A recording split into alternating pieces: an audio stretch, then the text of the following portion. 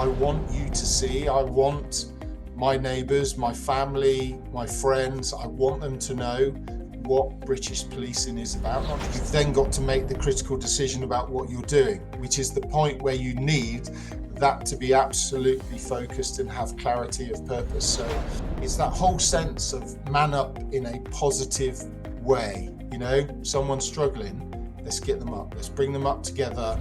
And I trust in the fact that you're not going to get it right every time, being comfortable with that. So there is a time as a leader when you need to roll the sleeves up and get stuck in and say, I see myself as a bit of a Will Smith. I'm Will Smith in Bad Boys. That's who I want to be.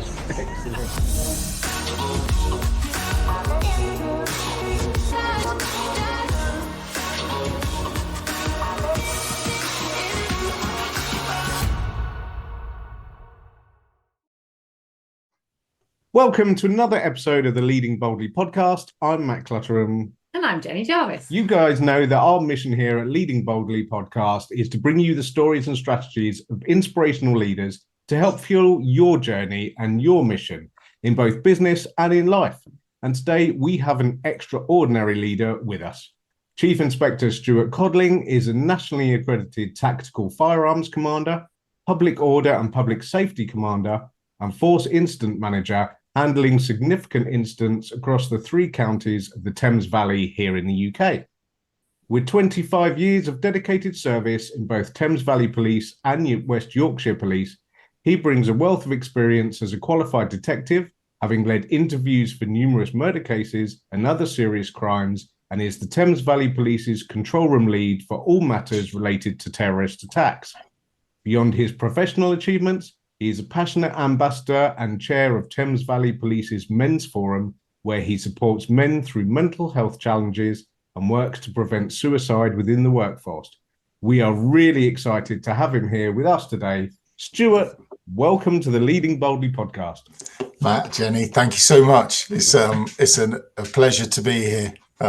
Hey Stuart, it's so good to have you here. And I like to add in my own little caveats at the end of all these wonderful, we know who you are because we were sat in a men's mental health workshop, wasn't it? It was a whole day of talking about men's mental health. And there was this huge guy sat in front of me. And then we both went for exactly the same seats, even though we could have sat anywhere. And you turned around and introduced yourself. And then it turned out that we were there for the same person to support, which we will talk about a bit later on. But yes, 6'8", huge guy, and you were just so warm and welcoming, and we've had several chats since then, so it's great to have you on the podcast. Thanks, Jenny. Yeah, it's one of those things I can't get away from. I'm the worst person to go and commit crime with or do anything bad with because I just stand out like a sore thumb. But it's definitely something that served me well over the last 25, 26 years. But yeah, normally I get prodded to ask if I can just move to one side. No, you were not in my way at all. It's just you were quite hard to miss. And I'm glad that you were, because it got us onto a really cool conversation. Yes. I want to know, tell us about the young Stuart, the one that wasn't 6'8". Oh, crikey. So the young Stuart was quite shy, quite introvert. My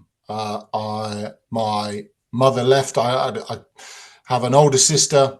We were brought up by my father. Mum left us quite early on. And so it was quite, back early 80s, mid 80s. It was a bit of I'm not going to say shameful thing, but to come from a broken house, divorce, especially one where you're brought up by your dad, not by your mum. So that brought some challenges, and I think I was probably awkward, a little bit unsure of myself, being big I was 14, 15, and I was probably 6'5", 6'6". I was still a young boy inside that body, and the expectation from people is sometimes disproportionate to actually what's going on. And certainly inside my head, I loved reading. I was into books. I read books all the time. I loved writing. You know, I was mad into football. I promise you. I wanted to be Brian Robson. That was it. That was the thing. But aside that, I did those things, or some things that lots of my peers didn't do. So, I would definitely say I wasn't the Stewart Codling of now. I was a very different kind of boy. Still interested in all sides of, typical boy out getting dirty, nearly getting run over by the coal truck outside the front of the house, all that kind of stuff, playing knock a door run, annoying the neighbours. And never really, Jenny, had at that point, never knew that I was going to be a policeman. So you weren't the kid in the playground that, at school, when in our generation, we were very much taught, you go to the police, you're a fireman, it was kind of those sorts of jobs. So you weren't sat there going, yes, that's what I want to do. No, I left school at 18 and went to India for a year and taught in a Tibetan refugee school. So I think that was probably the time when I shaped as a person, as an individual, and probably now still has the greatest impact on everything that I do and think. But yeah, I travelled and went and had that amazing experience, and then went to university in Huddersfield, and it was only there because it was a job that came up.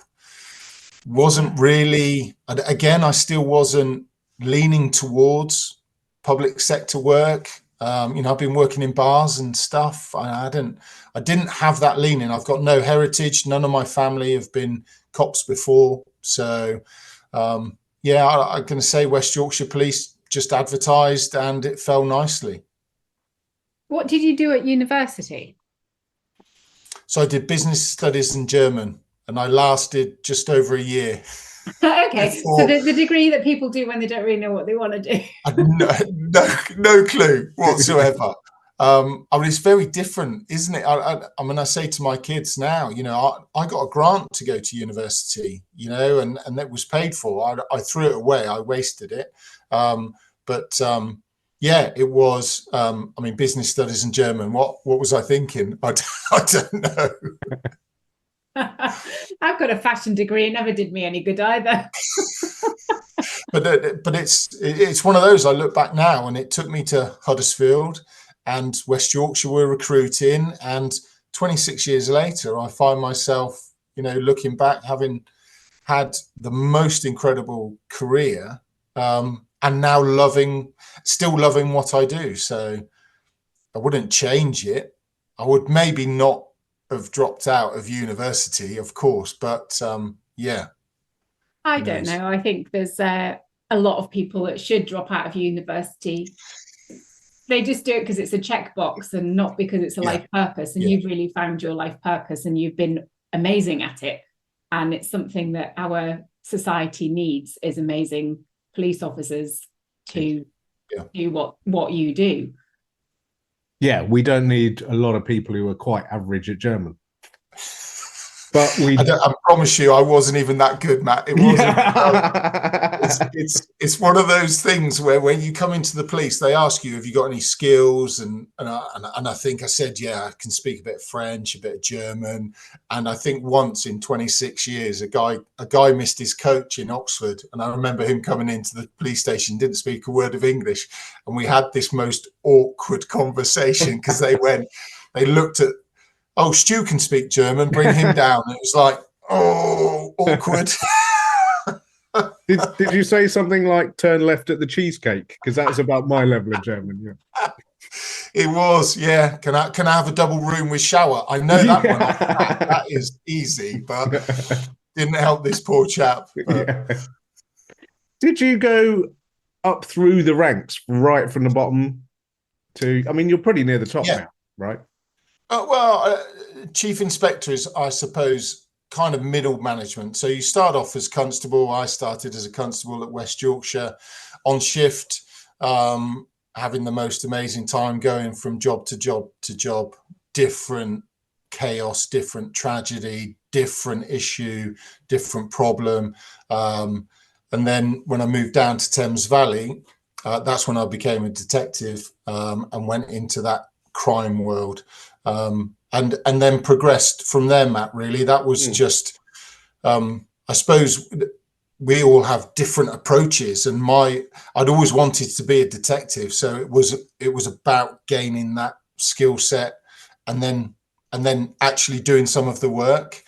So my aspiration at that point wasn't to progress through the ranks, wasn't for promotion. It was, I wanted to investigate serious criminals. I wanted to put baddies behind bars. I wanted to help victims. I wanted to help people that were being picked on. And then I suppose, quite naturally you become, because of the jobs you're involved in, you get some supervisory kind of skills. You get involved in all sorts of different things. And then, promotion happened after that. And I think now after 25, 26 years, it's kind of melding everything together and now using that to the best I possibly can to influence what's coming up next, that next generation of cops. Whilst also I still do operational stuff day to day with the firearms. So that's great because that keeps me grounded and real. And you remember why you're here. So yeah. Do you think that's important for leaders in any walk of life to maintain that real key link to the main workforce, if you like, operations? I think it's absolutely vital, Matt. I think for me, it's when I look around now for inspiration for that, who do I want to be like? And at 53, that might sound odd, but I look around within my workplace, and I think I've matured enough now to actually look outside, and that's where the likes of Steve and others have just been so influential on me. But I absolutely want to connect with someone who knows what it is to go through that front door, knows what it is to be scared. Plenty of times I've been frightened. If you try and talk to me about the job and it becomes so much process driven, so much, just stale policy after policy. Well, that's not what it is. I can tell you as a person going through some of those doors, going into pubs, going into football matches, it's scary. It's frightening. 6'8" or not, it's scary. You're a bigger target to hit. There's no ducking.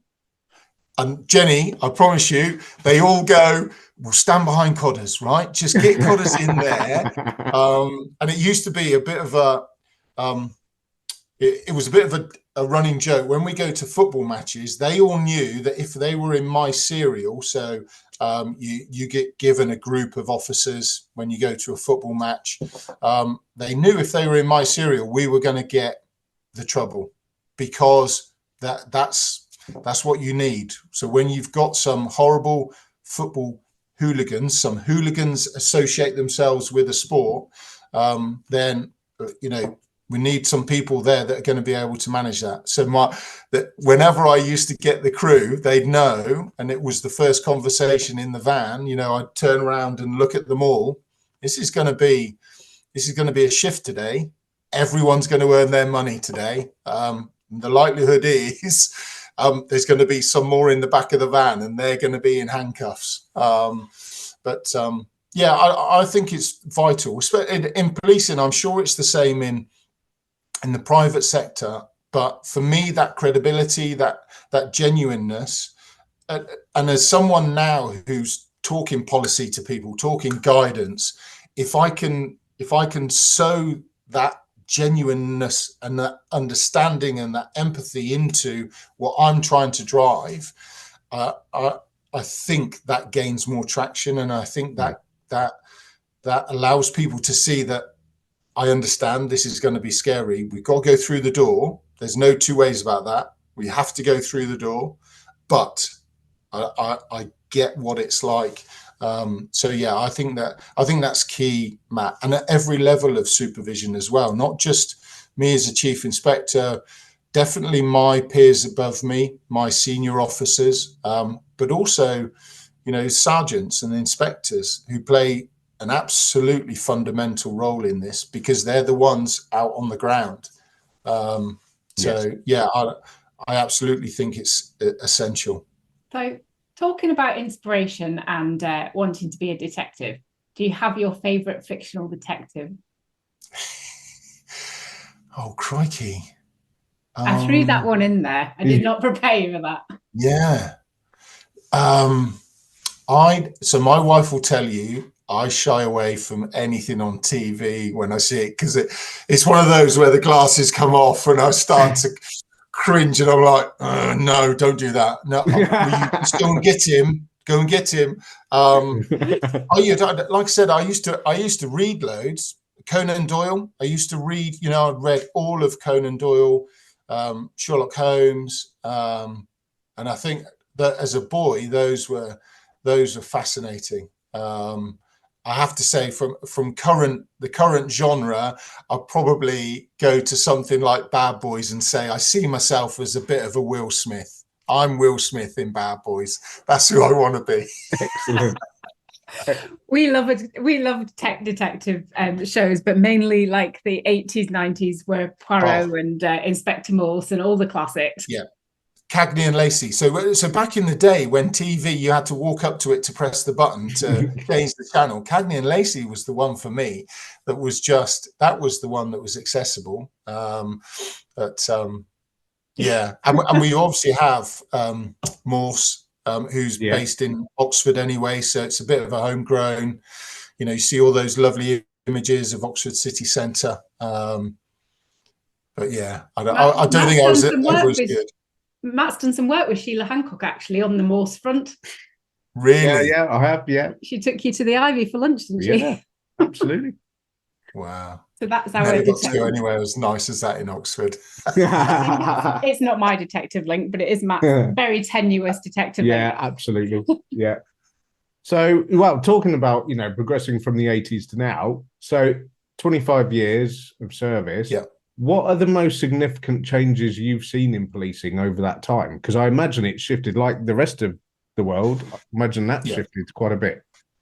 Yeah, massively. Well, I think the obvious one for me is technology, is just that, the opportunity that it provides now in terms of, if you want to consider any crime scene, the digital world is just incredible for what it brings. And I probably hazard a guess that there's not a crime that's reported now that doesn't have the potential for some kind of forensic evidence that's come from that digital world. So, that's body worn videos, recording everything we do when we go to jobs, mobile phone videos, providing that evidence at scene, CCTV, and all sorts of just amazing opportunities for us. They bring challenges sometimes as much as they bring opportunities. But I mean, that's so different. I said to someone recently, I remember driving a police car in West Yorkshire,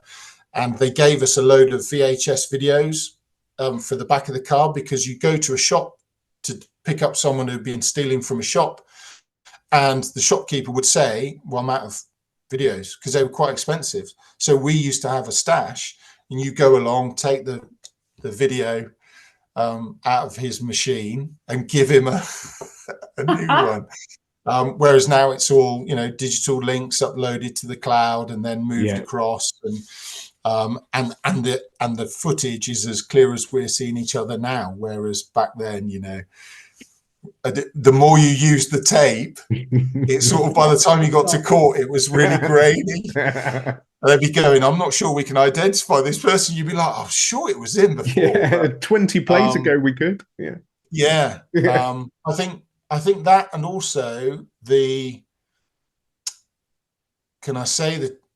openness, just the way that the police now, it's like me talking to you today, the access into policing and our desire to be open. I want you to see, I want my neighbours, my family, my friends, I want them to know what British policing is about, not just Thames Valley.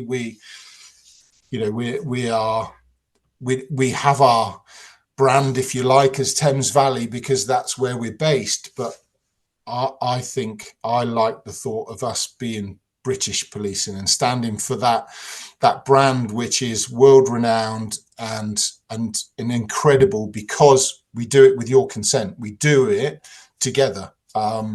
If that falls down, then we're in a sticky place. But I think the way that we are now, me talking about this now, I think I may have mentioned it to Steve, that if I'd have said to my skipper when I first joined in 1997 that I'm going to go and do a talk about mental health and suicide awareness, he'd have looked a bit squiffy-eyed at me and, what are you doing? What do you mean? What are you on about? Grow some, man up, get on with the job. It was a different time. And I don't criticize him for that. I honestly don't. But in that sense, I think policing has come a long way. It has got a way to go, Matt. And I'm not going to say it's perfect, as we know. But I think that's one of the most significant changes. And you've mentioned Steve a few times. Just for the listeners, Steve is the founder of charity Tough to Talk, which is it's our chosen charity as a business, and they are about preventing male suicide. What made you want to align with Tough to Talk specifically within the police service? It was that approach, that pretty that clarity around. There's no frills here. This is a subject. This is a topic we have to talk about. And we need to talk about, and the approach to men specifically, because as chair of our men's forum, and again, my wife will roll her eyes at some of this stuff because she'll say, "You're the worst one. How can you sit there?" But we talk all the time about that male way, that piece that's within us. It's difficult to describe, that stops us talking about things sometimes, stops us going to the doctors, stops us talking to our best friend about something. And I just loved what I saw from Steve's approach, that whole man up, the positive take on man up. We use man down as a drill in public order training. If an officer is down, I don't want to be confused about trying to be kind to everyone and using the right terminology. And this is about speed. Mm-hmm. Someone is injured. I need to get them off the floor and get them to safety. So it's officer down, man down. I don't care, but it's that whole sense of man up in a positive way. Someone's struggling. Let's get them up. Let's bring them up together. And I think it very much aligned with us, with our ethos. It kind of talked to that frustration that I've had and that the other guys have had in trying to reach men, So, I just love that no frills about it. And again, that's a positive for me. That's a real... get to the point.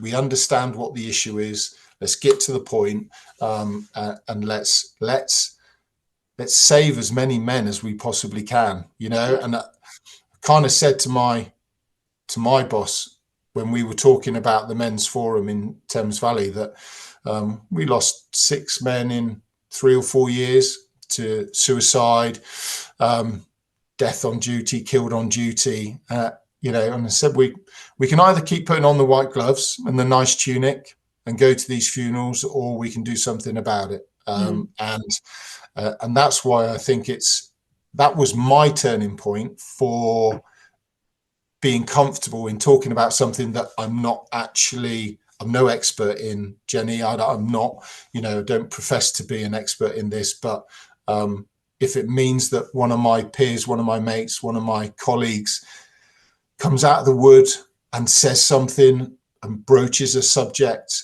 and doesn't therefore go on to do something else to harm himself, then fabulous. I'm Absolutely. up for that. Yeah. Did you step up for the men's forum, or were you approached to do it? So typical blokes way. The men's forum in Thames Valley was originally chaired by one of our brilliant women. Yeah. Because none of the blokes, quite a few of the blokes were, we want this, we need this. None of them willing to put the work in. And then Kelly Reid, she's called, brilliant officer and colleague. And then we had breakfast one day, and she said, Codders, I think you're the person that needs to take this on. And it's not really working, and it wasn't working. She was doing the notes, she was taking the actions, it was just crazy. So we had breakfast, and she knows I'm easy, because if you buy me breakfast, that's it, I'm sold. You don't get to be 6'8", 19.5 stone without putting the effort in. And I said, so I came away and wrote up a bit of a plan. And we had 600 men in our Teams group on our email distribution. So sounds like a healthy number. Thames Valley Police is about 9,500 staff and officers, half of which is men. So for me, that's not a big number. But I literally said to them, you've got 6 months. I need 11 of you to come on a committee with me. If within 6 months we haven't got 12 men on a committee doing everything, thread to needle, then I'm stepping away. You can do what you want, but I'm stepping away. There's 13 of us now on the committee. We've got some non-exec assistants as well that help, and then slowly some other guys coming out of the woodwork to support as well. So that's what the last 3 years I've been involved, and yeah, and I think we have a people like Steve do help that, because he is such a masculine man, and he comes on and he tells his story, and he hasn't been on the podcast yet, actually. He is on the list, he will be on, but he tells his story, and I think men can really connect with it. So they think, well, if they can do it, and if someone like you can do it, then I can get involved as well. It's like giving them permission. And it absolutely is, and it's moving us away from thinking that things like this, things like going to events with our banners behind us, with our tablecloth, with our stash on, is soft, is not manly, is not masculine, is not strong, is not. It absolutely is. I've become super comfortable with the fact that I'm a better man now, having done this, than I was before. I'm a better husband to Nats. I'm a better dad to my kids. Every day of the week, I'm so happy with the fact that me doing this stuff has improved me as a man. So, but there are still those barriers out there, Jenny. You're right, where people will say those are the soft things. Those are that's weakness. It's not manly, it's not masculine, and it's where people like Steve are absolutely crucial. I've got some brilliant allies within Thames Valley Police, guys who are in our armed response teams, guys who are inspectors on our frontline shifts, and they are absolutely the guys we need, because they are genuine and credible, and people look at them and go, well, if he's saying that, then you're absolutely right. That's almost that permission that us blokes, and we do look for it. Absolutely, we absolutely do. There was a particularly harrowing incident, wasn't there, that brought all this to your sort of doorstep in a way that you couldn't ignore, right back at the beginning. Would you mind sharing that with our audience?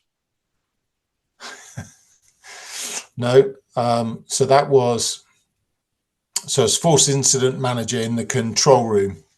So that's quite a unique role for a police force, in that it's one person who sits there as the kind of the owner, if you like. So anything serious, significant, major, critical, all those big, what we would say would be tasty jobs, those big incidents, they come through that force incident manager. So the force incident manager has access to all the assets across the police force. And in Thames Valley, that's the 3 counties. So that's an enormous footprint that we control. Being in charge there one day, what was it, 2018, I think. And like I said, I'm no expert in suicide. I've been to a number of jobs, but this one job came to my attention from one of my call takers, one of my control room staff, and it was a family who were concerned about their son, 15-year-old boy. So a concern for welfare, and having access to all those assets. It's very easy for me to get hold of those assets and tell them to get to somewhere quick. And that's just, Matt, that's that bit where you talk about the importance of understanding what the job is on the ground. That's where the tone of my voice and the speed with which I deliver something tells my officers, when I say fast, I mean now. I mean, be there, like, I can't tell you. There's a difference. You put the blue lights on in the car, you drive fast. We have that exemption to exceed the speed limit. You change your tone, you change that inflex, and they hear it, they understand. It's slightly quicker, isn't it, on this one? Yes, it is. It's very much quicker. So that was one of those jobs. And the guys got there.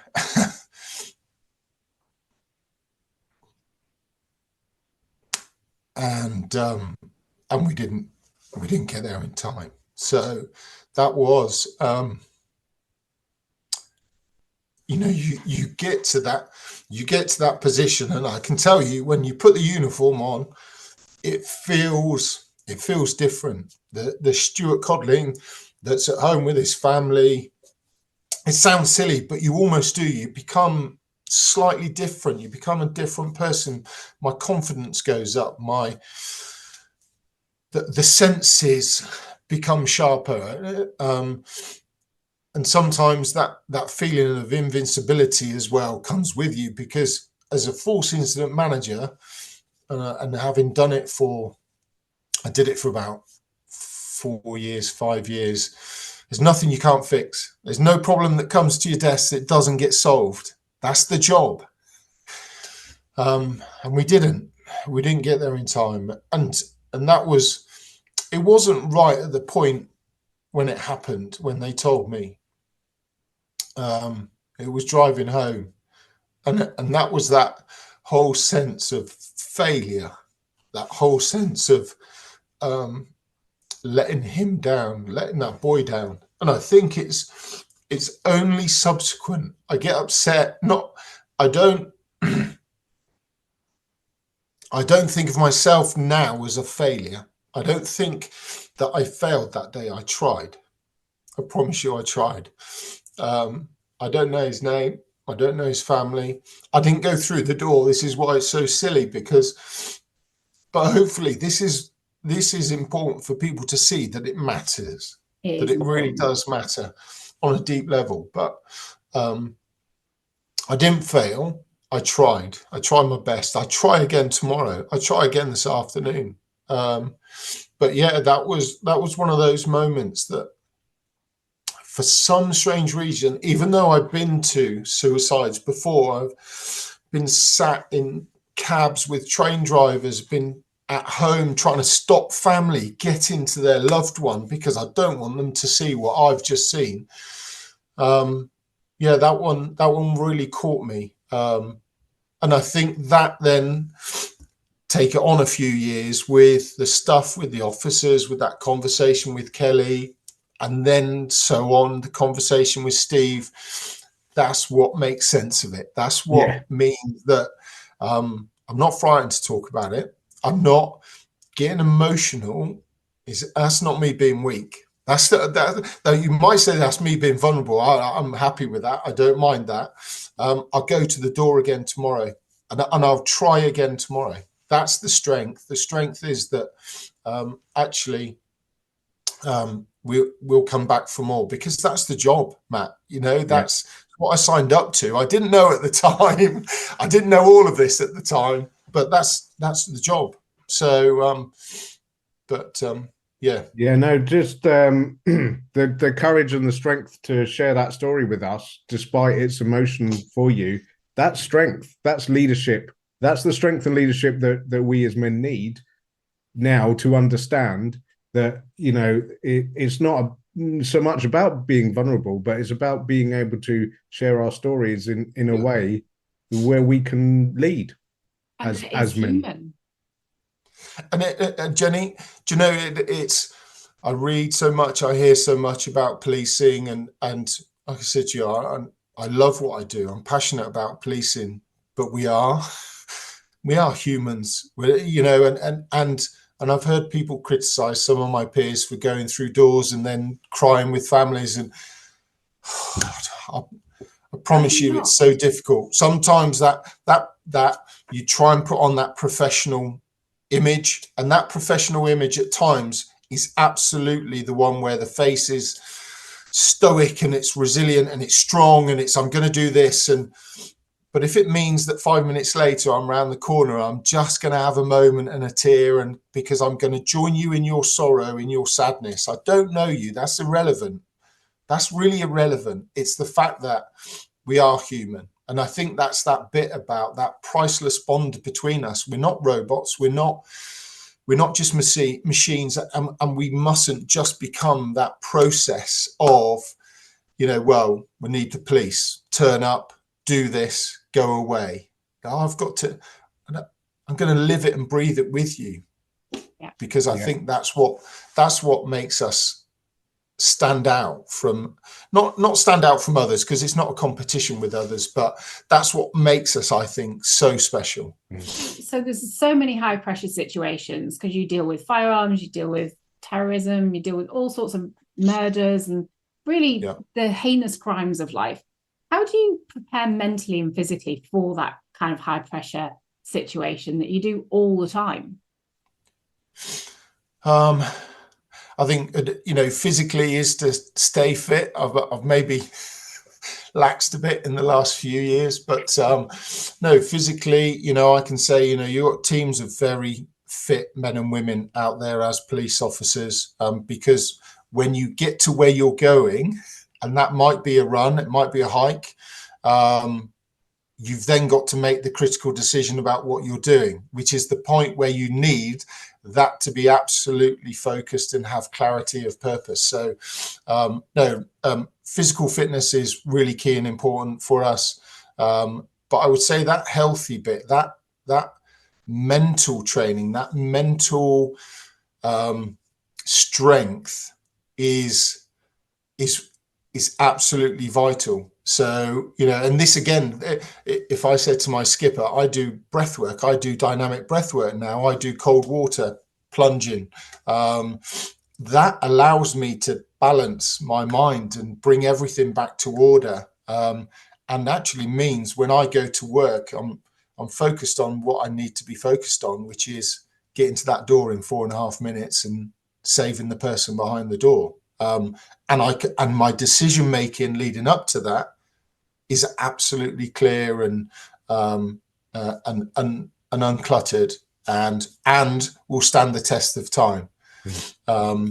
So there is training. I think we've come a long way in terms of our understanding of mental strength, of that whole mental health, of being healthy of the mind. Back in the day, it was all about physical fitness. It was about doing the bleep test to a certain level, doing push-ups, pull-ups, which is great, like I say, because when you get to where you're going, you're then able to make the decision. But there is that bit now, and that's something we try and talk about, not just with our men, but with everyone in the police force, is around that bit around having that mental health, that mental stability, control, and that mindset to be able to make the right decision. Use of force, really key. That even the firearms jobs, I was I was late turn firearms commander Monday, Tuesday. And even within that, we're talking about using the least amount of force possible.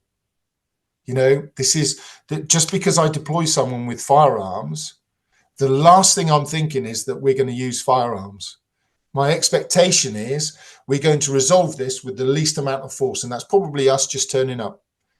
We need guns as a contingency. That's my decision.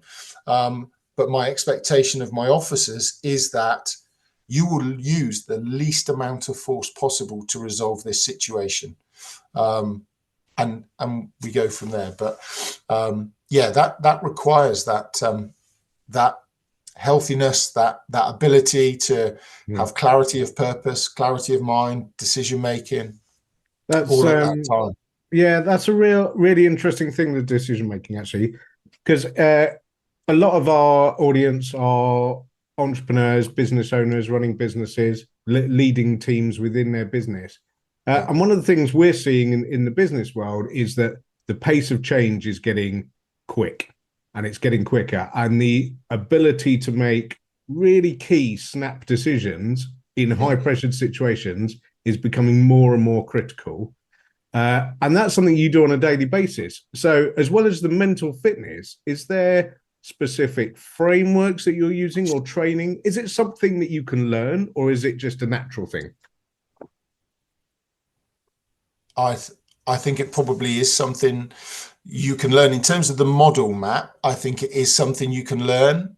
I would say in terms of making fast time critical decisions, that's not something everybody can do, but that's just the different skill sets that you bring. You know, that's just that diversity of people that we employ. Not everybody can do the same thing. No, we use a model, a framework, national decision making model that is, I would say, becomes something so embedded, so entrenched. I use it at home. I use it when I'm driving. I use it all the time because I know that if I follow that model, the decision I come out with, based on the fact that if we go back to the work scenario, based in the center of that is my whole purpose: protect life. So if everything I do is driven towards that, I'm not going to fail. Even if I don't succeed my aims, that is likely to be because of something out of my control. You know, we have access to information intelligence, but what we don't know is even more than what we do know, you know. So I think it's that comfort from the model, that comfort from sticking to the model, and that works whether it's you've got 3 minutes. There's a guy going to be at a house in 3 minutes time. He's got a gun. He's looking to kill his ex-wife. Well, that's really easy. Get to the house, get in between them, stop him, you know. Or it's a longer term planned operation. So I think it can apply to multiple scenarios. It's sticking to that model. It's knowing that at any point I can respin that model. And if the decision is different at the end, that's not because my decision originally was wrong. It's probably because I've got more information now that actually means, I didn't know that before. Knowing that now, I'm going to make a different decision. And it's, again, that comfort from knowing that, my operational log through a planned job will have any number of these different reviews that I do, either because of, well, a bit of time's gone, an hour's gone, and we're just going to have a look again, refresh. Or it might be, I've got a new bit of information come in. Right, add that to the mix. What does it look like now? Well, my threat assessment's the same. My working strategy is the same. Right, does it change the options? Well, yeah, it might do. Does that achieve what I want it to do? No, it doesn't. Right, okay, well, we need to think of something else then. So I think that framework, whether it's short term or whether it is longer term, sticking to that, trust in the fact that you're not going to get it right every time, being comfortable with that, being comfortable with the fact that, like that that job before. That was the right decision. It's the right decision. It didn't have the outcome I wanted, but that's not always in my control. And I think it's, a couple of bits around that, the context within which you're working, and the delivery. Again, like I said, the delivery is really important to any of this, because I have to be able, the team that go to the door in 3 minutes time want to know that what I've done is for the right reasons and been through that rigor. So when you're explaining the rationale, the reasoning, even if it's a very quick briefing, it will have enough in it to tell them, and it might be, I simply say to them, I've got no more information. I know his name. I know the car he's driving. Get to the house. That's it. Go. And it's that. So I suppose that trust is important between you as teams, between me at a tactical level, my operational staff, and then importantly, when I brief upwards, so when I brief my senior officer about what we're doing, because when we deploy firearms onto the streets of Thames Valley or anywhere, I have to rationalize that to a senior officer. So really important that they get the clarity of purpose as well, and they apply the same decision-making model. So they will go through that same process. And I think, Matt, one of the bits that we become really comfortable with is the fact that I could give Jenny the same set of circumstances, and the three of us will probably have the same outcome that we want to achieve. Yeah. We'll get there a different way. And it's actually being super comfortable with that, because our understanding of threat is different, our appreciation of risk, our knowledge of tactics might be different. So we know as well as commanders and as teams that there might be different ways to achieve the same thing, and that's okay.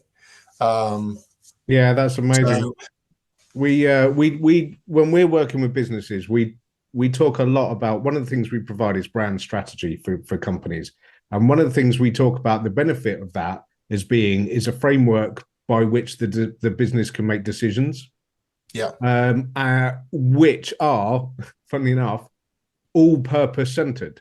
So it's fascinating to see that, what we're doing in the business world, you're also doing within the police force. Albeit on much larger, more important decisions. More life-threatening things. But I also loved what you said about the fact that we can change our minds given more information. So the decision doesn't have to be the end decision. And I think people get so tied up with, well, I made a decision. I mean, this happens in politics all the time, doesn't it? They said that thing and they've changed their mind, and so therefore they're untrustworthy and all the rest of it. Might just be that we've got a whole load of new data. It's exactly that, and I think, when I think to the sort of longer term plans that we have in policing, and policing deals with change on a daily basis. I think I remember someone coming in years ago to talk to us, and they were talking about the change model and looking at public sector as opposed to private sector, and we're doing stuff all the time. Thames Valley Police is currently going through a force restructure, so there's a huge piece of change going on there, which requires that decision making. Now you have that vision, you have that, like you said, that purpose of what we want to be at the end of that. How you get there along the way, that's going to change. Because you're going to unearth things along the way. And I think it is just being comfortable with the fact that it wasn't a bad decision. It wasn't wrong decision at the time. With the information I had, that was the best decision I could make. And now it's changed. I might have more assets. I might, there's all sorts of things that will come into the mix. And I think it is that confidence and being comfortable to know that I can change my mind at any time. And if I don't, actually, I need to rationalize why I didn't. Because this isn't about, none of my decisions are about Stewart Codling. My decisions are about I want to protect the woman that's behind the door of that house. Yeah. That's what my decision is focused on. It's not about me. So yeah, that's crucial. Do you find people, how are people finding the thought of restructure? Because innately we hate change as humans, and a restructure always throws up a whole load of feelings. I think it's fair to say, you know, policing has been through the mill over the last decade or so, you know, all the changes to numbers, the finances. So like I said, change for us is pretty constant, you know, systems, computer systems, finance systems, processes, buildings. We're talking about changes in pay scales. There's all sorts coming in. For us as a force, I think it was really important for Thames Valley Police. We had a new chief constable last year, and we hadn't looked at Thames Valley Police as a model. Did it work for the 3 counties? You know, Thames Valley is quite unique in that it sits across 3 counties. Most police forces in the UK are single county forces. So it's a large place, 2.4 million people across those 3 counties. So I think it's only right, you know, that we look at the model and we see whether we are delivering what we need to deliver with what we've got. And I think that's the important bit there, where the chief constable has decided that we need to refresh that. So it's challenging because, you know, we go through change at the same time. I still need to come to the front door. We still need to answer those phone calls and do the job. So that's really tricky. But like I say, I think we're used to change because there is so much of it. But B, also, it's really important. And I think we've got quite good at it. We come back and bring ourselves back to the focus of why we turn up on a day, and that's not to do that. It's to do the protection bit. It's to go and catch the people who choose to do harm. That's what is your driver, I think. Yeah. It makes total sense. We've heard you talk a few times over our chat about the Curtis Palmer program and dynamic breath work. Yes, it's not something that most people are going to associate with no. you know. And if you'd said to me a few years ago, Matt, I'd have said, well, I'm 40 odd years old. I think I can breathe. But no, this was, so Curtis Palmer was a police officer in Dorset. I never met Curtis, and he died way too young from a tumour. Before he died, some military colleagues of mine enabled him to go up in a plane and do a jump out of a plane, and get that sense of taking control of his time.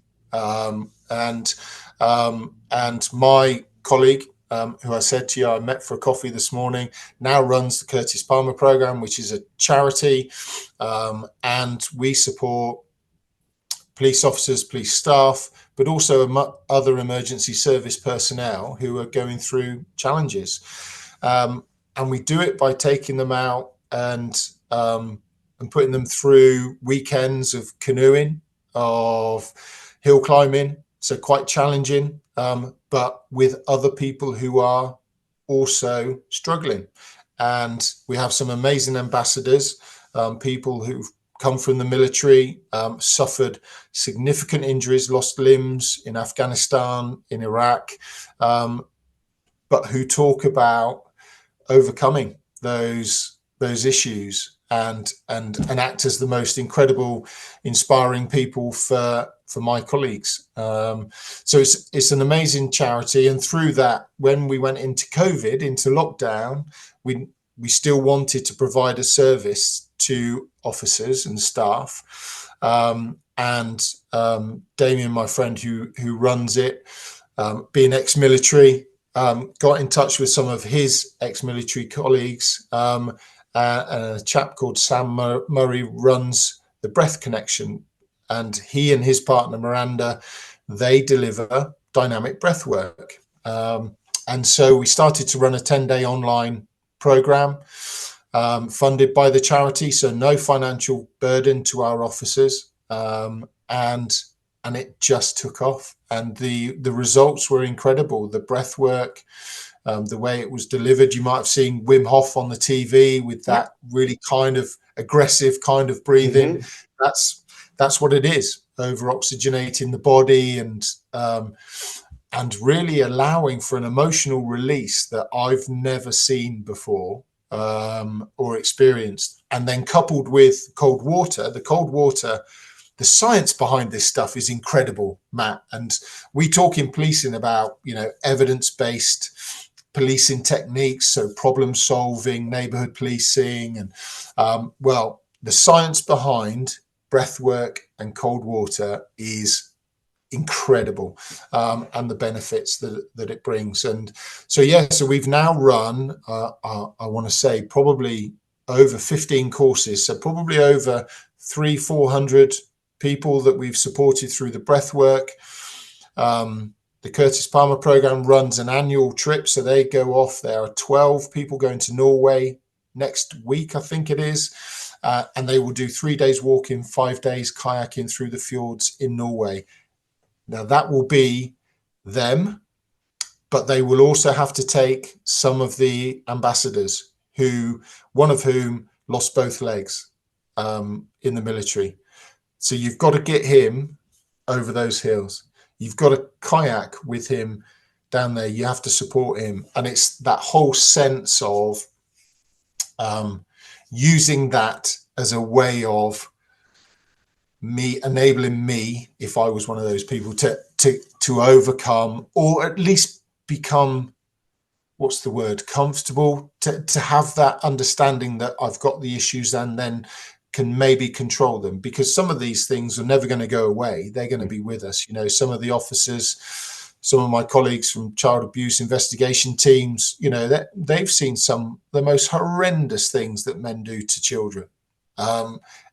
And so in order to help them manage that going forward, we enable them to go on these events. And for some of them, they are life-changing. And we've supported other people. We've got a sergeant in Oxford who's got stage 4 pancreatic cancer, and Loz and his family, I think, will be the first ones to say that we've probably helped him live longer, because we've supported him with events, pushed him.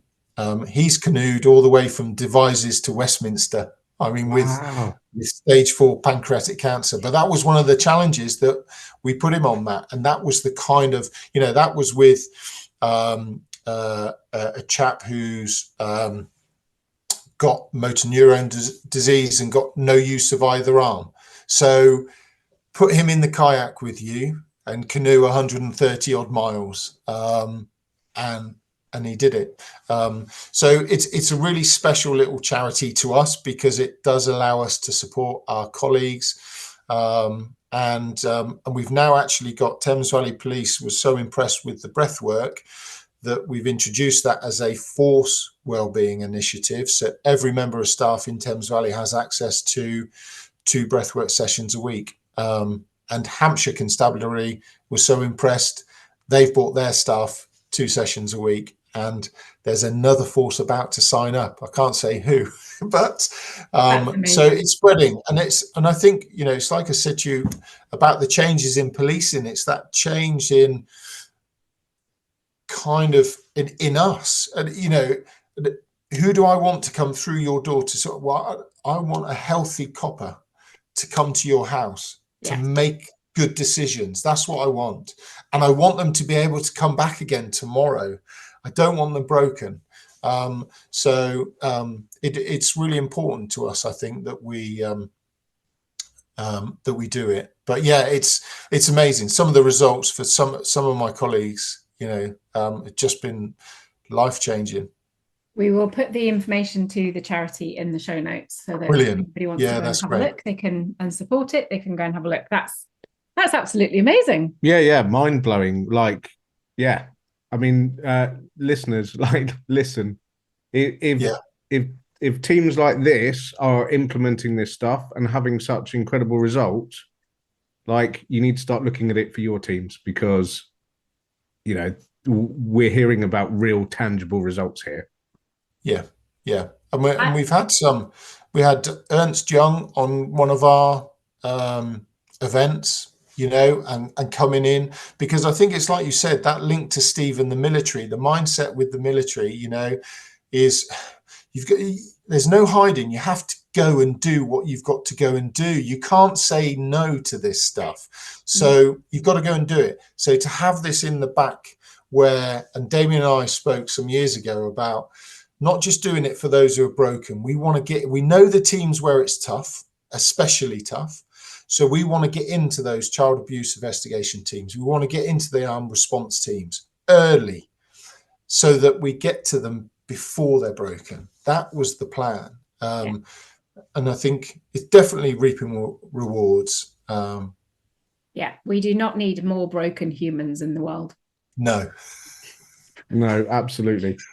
So that's obviously really had amazing results. Are there any other mental health initiatives that you guys are trying out that you've seen particularly good results from?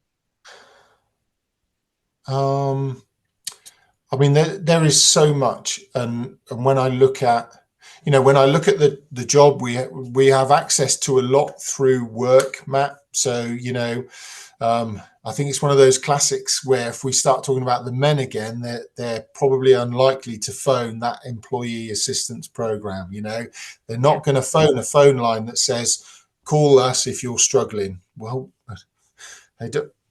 In their eyes or in their head, they're not struggling, but I don't want to admit it anyway. So I'm not going to phone that.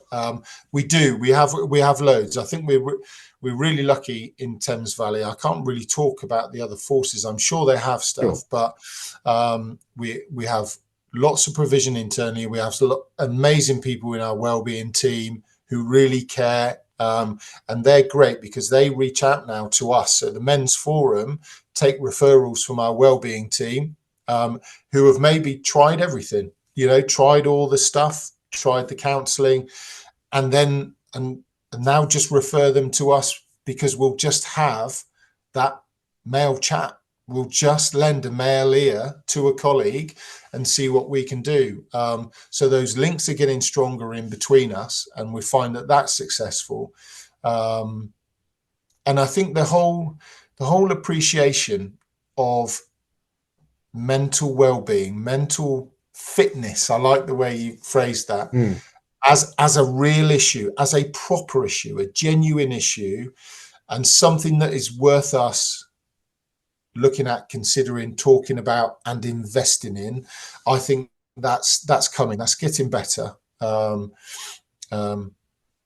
yeah, I think we've got quite a lot of provision in-house, and we try to be, you know, I think that the bit for us is that certainly with the Men's Forum, it removes these. In the police, you can get stuck in the hierarchy. Yeah. And so I can, you know, I'll sit there in front of a high ranking officer and nod and yes, sir, no, ma'am, blah, blah. Take these off and put me as chair of the Men's Forum and it's free. You know, it opens up the doors to conversations and then opportunities. So there's nothing we won't try. You know, some of the ventures, we sent officers on retreats. You know, there's all sorts of stuff. We're speaking to someone at the moment about some counselling, but not what you would call that sort of classical type of counselling. I'm not going to offer someone 6 sessions. Because, and again, I've been educated here, you know, I might not need 6 sessions. Who knew? But, you know, some collaborations between us and other people where I think Thames, and this takes the organisation to be, not to take risks. I think it's wrong of it. You know, we talk about taking risks all the time. That's my job. That's my day job. I don't see this as taking risks. I see this as just, we've got to test the water with some things because we just don't know enough. Yeah. And if we've reached the end of the line, are you simply going to say, well, I'm done. I can't do any more for you. Like I said, I'm not putting the white gloves on again. That's horrible. So we'll try stuff. So yeah, there are some other bits that we'll look to do, but I think we're quite lucky in that, you know, like I said, with the breathwork sessions for our force to fund that, to put some investment behind that is pretty unique across the force. We have Oscar Kilo, who are the National UK Wellbeing Service. So they're basically a function of the College of Policing. So they sit centrally across UK policing. They do a lot, and certainly in terms of suicide, they've created a post-vention kit. So that's amazing, and that's very detailed. And for us, a great place for us to signpost our supervisors and other staff.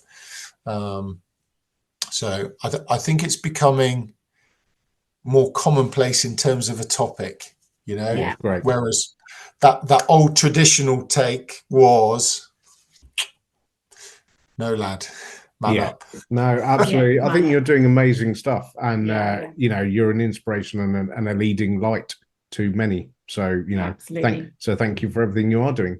And for business owners who are struggling with leadership, and maybe they're trying to rally the team together, but the morale is really low, what would your top tip be for them?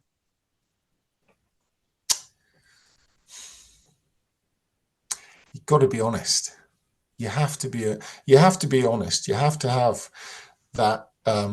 It's like I said earlier about the decision making. I'm not going to get every decision right. Everything I say is not going to come out right. My comms team, I know, sometimes are like fearful. I'm like, that's not what the public expect of me. They don't expect me to be perfect in that sense. When I go through the door, I'm trying to fix things. That's what they really want to know, is why I'm doing what I'm doing. So that honesty, that integrity. I think knowing when to roll the sleeves up and get involved with your team, you know, morale. One could say, you look at some of the surveys we've had recently across UK policing, the morale is not where it should be. And for some of that's about us putting our hands up and say, we've got to be better. Absolutely. But I would say there is a time as a leader when you need to roll the sleeves up and get stuck in and really put yourselves out there. You know, it's not to say, you know, in my line of work, that's not to say that I'm going to be the first one through the door, because that's not going to happen anymore. I've moved beyond that, and that would actually be counterproductive. Yeah. But you know, in terms of my delivery, in terms of my understanding, you know, I go to the training, I watch them train, so that they know that when I'm talking about the tactics we're going to employ, I'm not just talking about something I've seen written on a bit of paper. I'm talking about this is my view. This is my take on what I've seen you guys do. Is this achievable? Well, the house is different, boss. The street, the way the street is set is different. We can't do that. Right. How can we do it? So it's about mucking in. It's about, I don't think it's all about having the answers. It's not about me being right. It's not about me being the clever one. It's not about, and it's definitely not about Stewart Codling. It's about us getting through that door. And great leaders need to trust their teams. If they don't trust their teams, then they're not great leaders. And you have to be able to step away and take an overview rather than just always being in the mix. You have to know the mix and have an appreciation for it. But if you're in the mix, you can't have that different view. No. And there are times, Jenny, I can tell you it's tricky, but you know, when you deploy officers and you know they're about to actually do the tactic, you got to put the radio down and listen. It's tempting sometimes to go, any updates? What's going on? Have you done that yet? Have you done that? You've just got to push yourself away, knowing we've drilled this, we've trained this, I've briefed it, you've told me you've understood, you've told me it's achievable. Let them get on and do it. And wait for that radio when it crackles and they say, operational firearms commander to the boss. Yeah, we're in the house. Limit of exploitation is achieved. House is clear. Right, now we can talk. Now we can carry on with the job. But yes, you have to let them get on and do the job. There are lots. I see it quite regularly, and I think we have discussions. It's one bit I love about the firearms world is we understand that every job is an opportunity to learn and get better and develop. So we debrief after every job, and I'll take feedback from a constable who's out there on the ground to say, sir, you were a bit quick with that. We didn't quite catch everything, or right. Okay. And it's that understanding that I'm responsible for the overarching result, and I'm responsible for your safety, for the well-being of the people in the house. But actually, this is a team game. We're on a level. And I think that being able to remove the rank and be on a level and listen and accept, properly listen, not just, genuinely listen, that's what sets you out. Because I promise you, next time I come to work with that firearms team and we deploy on a job, it's easier because they trust you, they know it, they understand, and it's easier for me because I know they're going to do what we've talked about. How it looks is up to them and is going to be very different, because just as for me, decisions changed on information, when they're doing something on the ground, information will change and they will have to flex and be versatile. So, but yeah, and I think also, I said to one of my bosses recently, we had a senior leaders meeting, and I caught him that classic in the toilet. I walked past my assistant chief constable, who I know really well. I've known him for years, and he was doing a 45-minute speech. And I said to him, can you try and weave into your speech kindness? Can you just talk to us? You've got all your senior staff and officers in this room, 300 plus. Can you talk about kindness and empathy, and just get those 2 words in, because I think they're vital to everything we do. Because I think in showing kindness, I get the buy-in from the other end. Does that make sense? It's just, and again, it's going back to that. I think in policing, we maybe think that they are soft words, that they're not strengths, when actually, no. I can still tell someone off, okay, but I can be kind and empathetic when I do it. I promise you, I've got a face. People know. But I don't need people. This is the difference. Is that the one you don't use on your kids? Oh, the kids know. Yeah, the kids know, because and I got that from my dad, Jenny. My dad was king of the silent. Right. It wasn't him shouting and hollering that I worried about. It was the silence that scared it's frightening. But yeah, I think it's, and I think it's really important for us as police as well. When we're dealing with people, we deal with some horrible people. And I've sat across it in an interview room with some of the most despicable men that you can imagine, but I've never treated them in a way that's demeaning, or it takes a bit sometimes, but at the end of the day, in order for me to best support the 7-year-old that he's just abused, I've got to treat this guy properly, otherwise I'm not getting the conviction home. So but I think for us as senior officers, and people who are going to leave that legacy, whether it's in policing or just in general, that kindness and that empathy and the honesty are just crucial ingredients. There are 2 things that I really, really want to underline in everything that you've just said for our audience, particularly in the business world. Empathy and understanding and kindness are not weaknesses. They're strengths of leadership, and they're pretty crucial in leading teams. But also, Stuart's able to lead in the way he has and step back and let his team perform when he needs to let his team perform without hindrance, because every single person from top to bottom knows the strategy. They've drilled the strategy. It's purpose led, and everyone knows it, and it's deeply ingrained before they're in the situation where they need to use it. And they are the things that allow Stewart to lead in the way that he leads, which is, fantastic. Where are we going in the policing world, Stewart? What's the next 10 years bringing? More challenges. I think, you look at certainly technology again, and cybercrime, online crime, in whatever guise, whether that's fraud or abuse, that's just significant. It is such an enormous challenge for us and others. The resourcing picture will always be an issue, Jenny, I think, because me as a member of the public, me as someone who lives in my neighborhood, on my street, would I like to see more cops? Would I like us to be more visible? Yes, I would. And I think regardless of where technology is taking us, the bit with policing is that connection, is that human connection.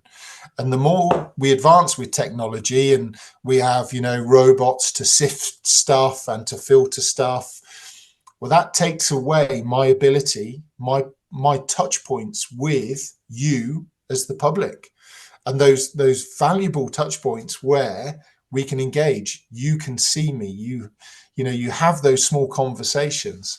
So I think that's something that's going to be challenging for us. I think on the whole, people join policing. Like I say, I joined policing. I don't think I had that overall sense of what I was about to become then. I can't say that I had that overriding purpose behind joining. I have it now. It's abundant to me now, and I think one of the challenges for us is going to be, I've heard people talk about different generations, and that new generation of people, i.e. my kids, and how they learn. I love the fact that they're inquisitive. At times I'm like, just do what you're told. And, but I think, as long as we can continue to attract good people, we need good people. We need people who understand that it's going to be hard. It's going to be brutal. At times, you're not going to see your family. You're going to miss stuff. You're going to be the one that messes things up. You're always going to be the one that annoys your partner because you're not going to be there at the time you said you were going to be there. It's going to be upsetting. It's going to hurt. Understand all that, but know the bit on the other side is that incredible sense of achievement when you walk away knowing that you've made a difference, a positive difference on someone's life. That adds up to way more than what all the rest takes away. And I think as long as we can continue to attract people, recruit people, then we'll be okay. It's always going to be hard, but I think we'll be all right. That's fantastic, Stuart. And I think that's a great way for us to bring things to a close on that ethos. There's just one bit that our audience will know that is my favorite bit, because I get to be a Radio 4 presenter and do my Desert Island Discs bit. Can you share with us a book, a piece of music, and a process or framework that you think has been influential in your journey as a leader, that you'd like to share with our leaders? Okay, so the book was an easy one for me. It stuck with me since I was a kid. It's called I Am David. It's a book by a lady called Anne Home, and it's about a young boy in a concentration camp who is helped to escape by one of the guards and then makes his way I want to say to Denmark. Might be Switzerland, I think Denmark. But it's one of those, it's hope. It's, I think his is a journey of, coming from a place that was awful to seeing the beauty of life. So it's one I bought for my daughter when Lottie was like 10, 11, 12. I remember reading it then. It's not a big book. It's one of those, read it in one go. But it's always stuck with me, that story. The piece of music, again, is easy. I love Van Morrison. And our first song when Nats and I got married is one of his. It's called In the Garden. It's just a beautiful song for me that reminds me of one of the happiest days in my life. So and the framework, without a doubt, is the national decision making framework, Matt, that I talked about. That I do use unconsciously now in and out of work, and that is the one that keeps me honest with my work, and I think allows me to continue to make, in the firearms world and outside of that world as well, pretty decent decisions. Is that something that is freely available, or? Do you know, I think if you Googled it, it is. It started off life and a little moment here that made my day a few months ago. I actually got to meet the chap, a guy called Jeff Woolf, who designed the original framework that was called the conflict management model. He was left-handed. So it's one of those where when the original framework come in, I'm right-handed. It started at the top and it's cyclic, goes round, but it went round in an anti-clockwise fashion. So as a right-handed person, that was really weird. And then it changed some years later, and then they rebranded it the National Decision Making Model, and it went round clockwise. And I got to meet Jeff Woolf. I hold the portfolio for business crime, retail crime in Thames Valley, and I was at a retail crime meeting. And there's another tall guy, and we latch on to each other. It's weird. You look around the room and you go, oh, eye contact. Right, I'm over there. And we got talking, and Jeff Woolf is an ex-Thames Valley police officer. He worked in the control room as the inspector as well. And he was the one who originally came up with the anti-clockwise version because he's left-handed. And that was how he wrote. And I was stood in absolute awe listening to him. And we've linked in since. And I'm like, I can't believe it. I know the guy who wrote this. This is incredible. That's brilliant. I'm pretty sure you can get it. There are no secrets to it, Matt, and I'm more than happy to share it with you. I think it works for everything. And like I said, whether that's a 2-3 minute quick time, fast time, spontaneous incident, or whether that's you planning something that's longer term, it works. Well, we can't possibly turn that offer down.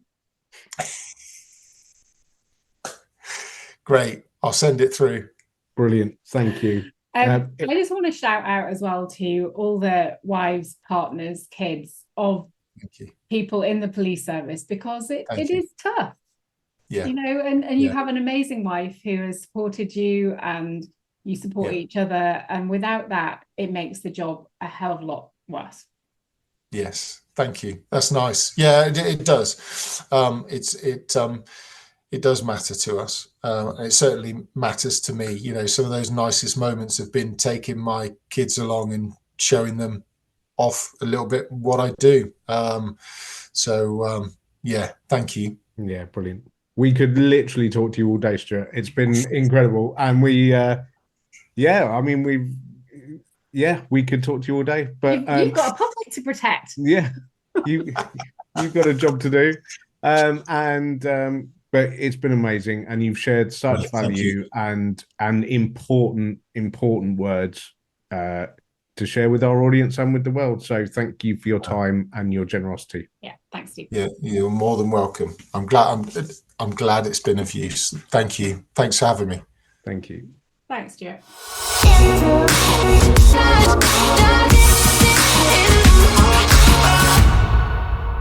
Quick one before you go.